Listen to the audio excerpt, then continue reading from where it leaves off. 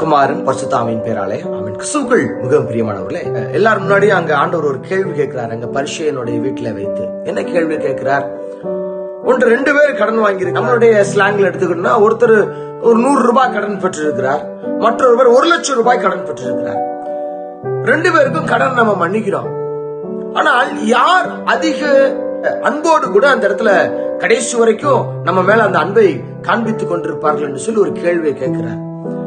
அப்ப அங்க இருக்கிற அந்த பரிசேயன் சொல்லுகிறார், யாருக்கு அதிகமான தொகை மன்னிக்கப்பட்டதோ, 1 லட்சம் ரூபாய் கடன் வாங்கிறவருக்கு அந்த கடன் தொகை செலுத்த முடியலன்னு சொல்லி நம்ம மன்னிக்கிறோம் அல்லவா, அவங்க தான் அதிகமான அன்பு வைத்திருப்பார்கள், அவர்கள் தான் அதிகமான இரக்கத்தை பெற்றிருக்கிறோம் என்று சொல்லி விடா நம்பிக்கையோடு கூட நம்ம மேல் நம்பிக்கையா இருப்பார்கள் என்று சொல்லி பதில் சொல்லுகின்ற பொழுது பரிசேயன் என்று சொல்றார் ஆண்டவர், அது போலத்தான் மகளையும் நான் மன்னிக்கிறேன், அவளுக்கு நான் பாவ மன்னிப்பு அளிக்கிறேன், அவள் அநேக பாவங்கள் செய்திருக்கிறாள், அவள் என் காலை தன்னுடைய கண்ணீரால் கழுவுகிறாள்.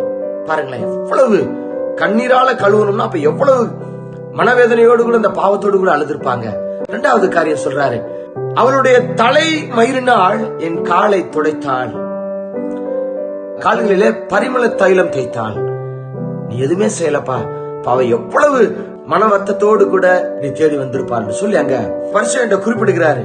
குறிப்பிட்டு தான் சொல்றாரு ஆண்டவர், அவளுடைய வேண்டுதலை நான் கேட்டேன், அவளுக்கு பாவ மன்னிப்பு அளிக்கிறேன் என்று சொல்லி பாவ மன்னிப்பு அளித்து நீ சமாதானத்துடனே போ அப்படின்னு சொல்லி ஆண்டவர் அங்கே அனுப்புகிறார். கூட தாங்க கிறிஸ்துவுக்குள் மிகவும் பிரியமானவர்களே, நம்முடைய பாவங்களையும் ஆண்டவர் மன்னிக்க ஆசைப்படுகிறார். எப்பேற்பட்ட பாவம் செஞ்சிருந்தாலும் பரவாயில்லங்க, துன்மார்க்க ஜீவியம் பண்ணி கொண்டிருக்கக்கூடிய பிள்ளையாக இருந்தாலும் பரவாயில்ல, ஆண்டவர் உங்களை மன்னிக்க ஆசைப்படுகிறார்.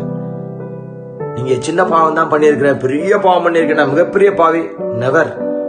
நீங்க பாவம் பண்ணிருந்தீங்கன்னா அந்த பாவத்தை நீங்க அறிக்கை செய்தீர்கள் என்று சொல்லி சொன்னால் உங்க பாவத்தை மன்னிக்க ஆண்டவராகிய இயேசு கிறிஸ்து தயாராக இருக்கிறார். நீங்க அவர்கிட்ட ஒப்பு கொடுக்க உங்களை ஆயத்தமாக இருக்கிறீர்களா? பாவமான ஸ்திரீக்கு ஆண்டவர் சொன்னதை போல, உன் விசுவாசம் உன்னை ரட்சித்தது, நீ சமாதானத்துடனே போ என்று சொல்லி சமாதானத்துடனே இருக்கிறதுக்கு நம்ம அழைக்கிறார்.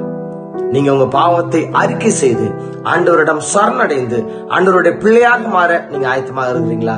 எப்பேற்பட்ட பாவம் நீங்க செய்திருந்தாலும் அதை மன்னிக்க ஆண்டவர் சித்தம் கொண்டிருக்கிறார். அதற்கு ஒப்பு கொடுக்க நீங்க ஆயத்தமா?